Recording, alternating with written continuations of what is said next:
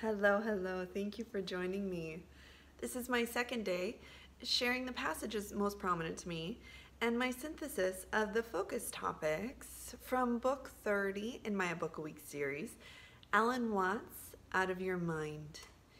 Today I want to talk a little bit about the Zen Koan. Many of you may be familiar with what that means.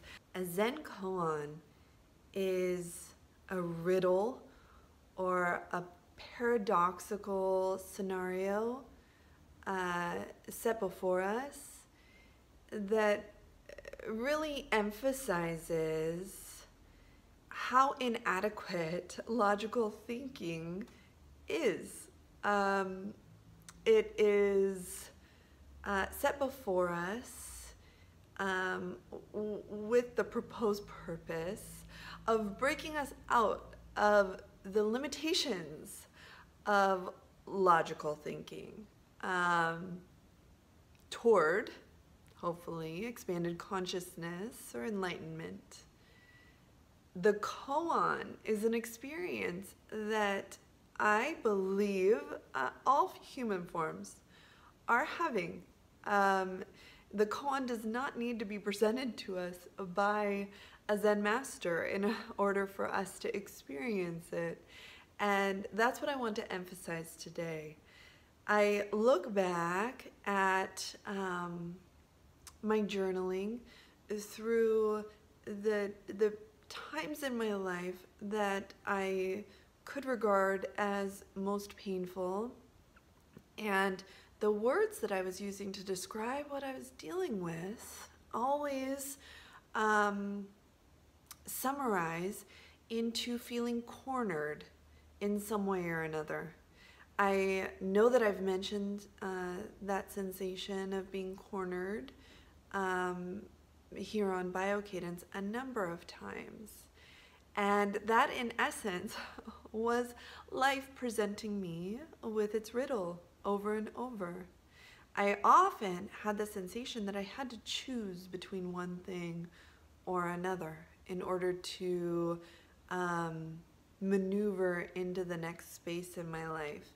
And each time, in retrospect, looking back on the experience, I was able to see that choice that I was perceiving in that moment was not, in fact, a choice that I had to make. There was a middle way or a way beyond or a way underneath that I wasn't able to see at the moment.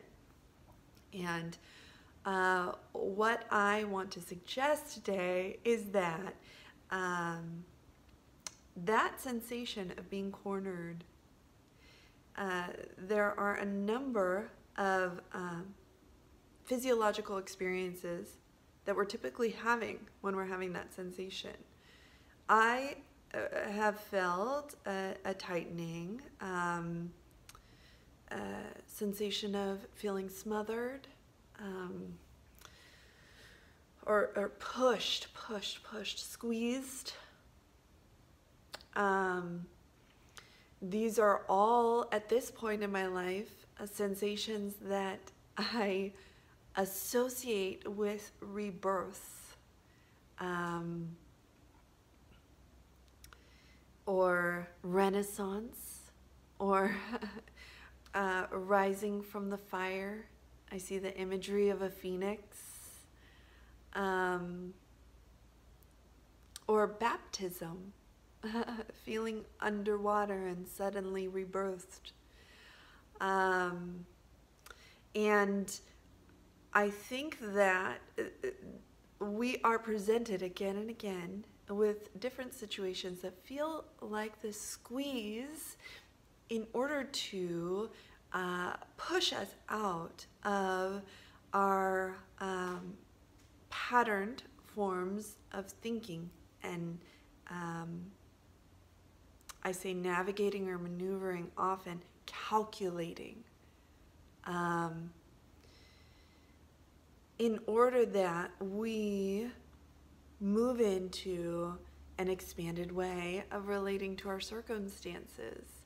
And if there is incredible opportunity there that I now associate with the sensations of the squeeze, or many may call it panic, because I know that rebirth is what may be ahead. And if it's not this time, then I will probably have a repeated experience that will then lead toward that sensation of rebirth.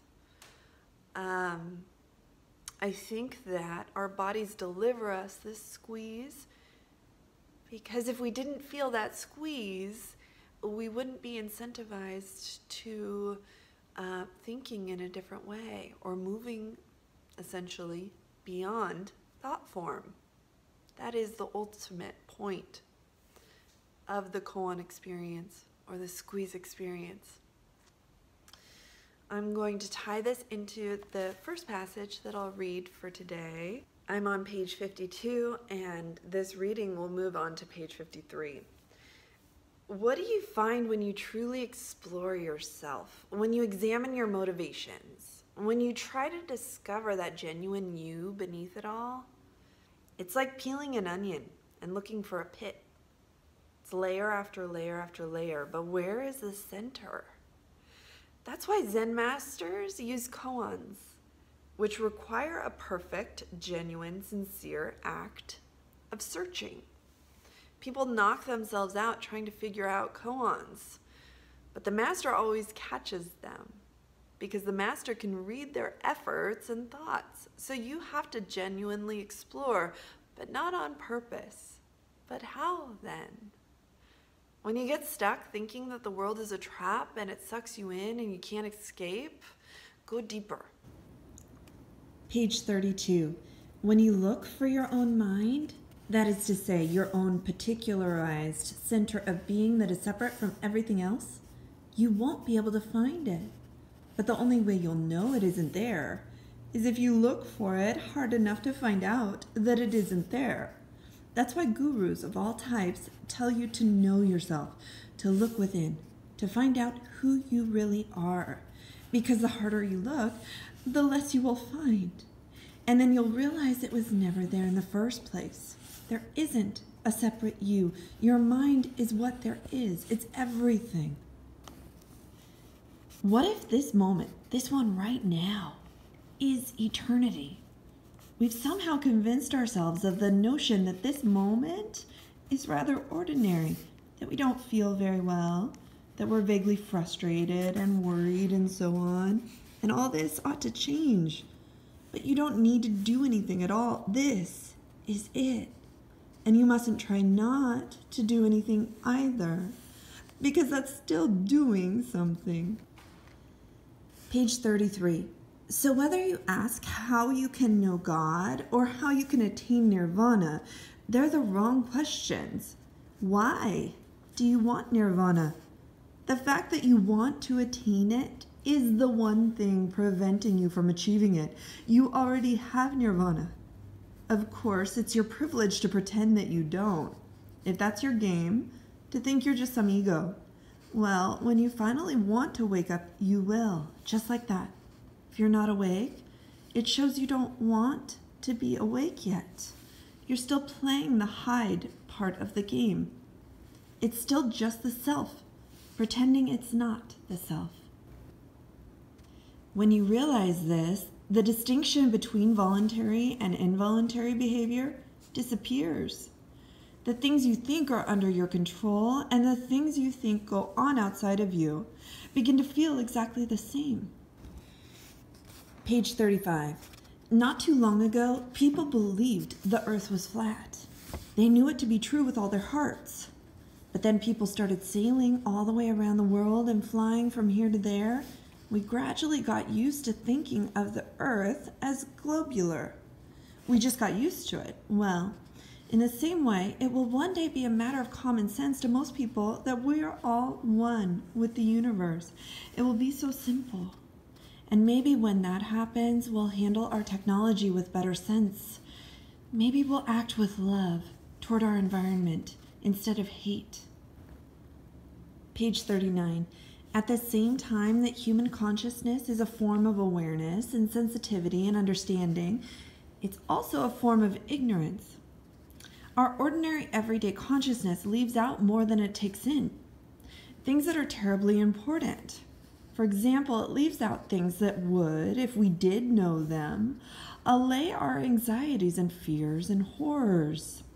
If we could extend our awareness to those things that we leave out, we would experience a deep inner peace, because we would all know the one thing we aren't supposed to know. According to one of the rules of our particular social game, you're simply not allowed to know the lowdown on life.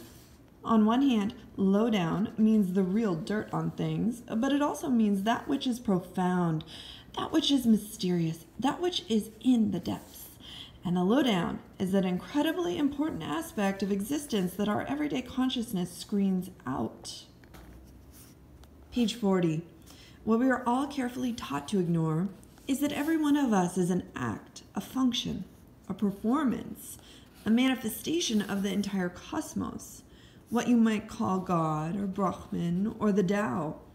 Every one of us is actually that, but we are pretending with tremendous skill and deception that we're not. Now, where it's really at is living on two levels at once. If you live the life of your ordinary ego and play your role in life and observe all your particular rules and so on, while at the same time understanding the lowdown, you see the big picture. And then you're what I call a really swinging human being. Page 42. I'm not saying it's a bad thing to take your individual life seriously, but you could also see your problems and challenges as manifestations of nature, like patterns in waves, or waves in the ocean, or shells upon the beach. Have you really looked at a seashell? There's not an aesthetic fault in it anywhere. It's absolutely perfect. Now, do you think that shells look at each other and critique each other's appearance? Well, your markings are a little crooked and not very well spaced. Of course not, but that's what we do. Every one of us is marvelous and complicated and interesting and gorgeous, just as we are. Really take a look into another person's eyes. They are jewelry, beyond compare, just beautiful. Page 58. What I'm trying to do is share with you a certain style of life, an attitude to life. I've taken you off to the side and said, listen kids, things aren't what they seem. Don't be fooled. There's a big deception going on and you're all involved in it. I just think you all ought to know so you can enjoy it. I'm terribly puzzled by people who go out of their way to disenjoy themselves. I mean, they take so much trouble to make their lives more miserable. So I don't tell you all these things to say you ought to be awake, and this is all a grave matter, and you need to arouse your social conscience, and so on. No. Because when you do all that, then what? After we've fed the hungry, and clothed the naked, and made great strides in automation and technology, and totally abolished polity, then what are we going to do? Page 59. If you truly explore yourself and go deeper and deeper into your own nature, you'll find that you're a rhythm. What's more, you'll discover you're a rhythm doing a rhythm. And beneath that, another rhythm doing a different rhythm. Everything vibrates. Everything is rhythm. But who's the musician? Who's setting the beat? They disappeared. We looked for them. They just vanished. Then they came around again when we weren't looking. But every time we try to see them, they aren't there. And that's the situation of this thing called life. Page 64. The ego is merely a composition of ideas and images about ourselves. This image is obviously no more us than the idea of a tree is tree. Page 67. You are an aperture through which the universe looks at itself. And because it's looking at itself through you. There's always an aspect of itself that it can't see. And this results in a game of hide and seek. Page 68.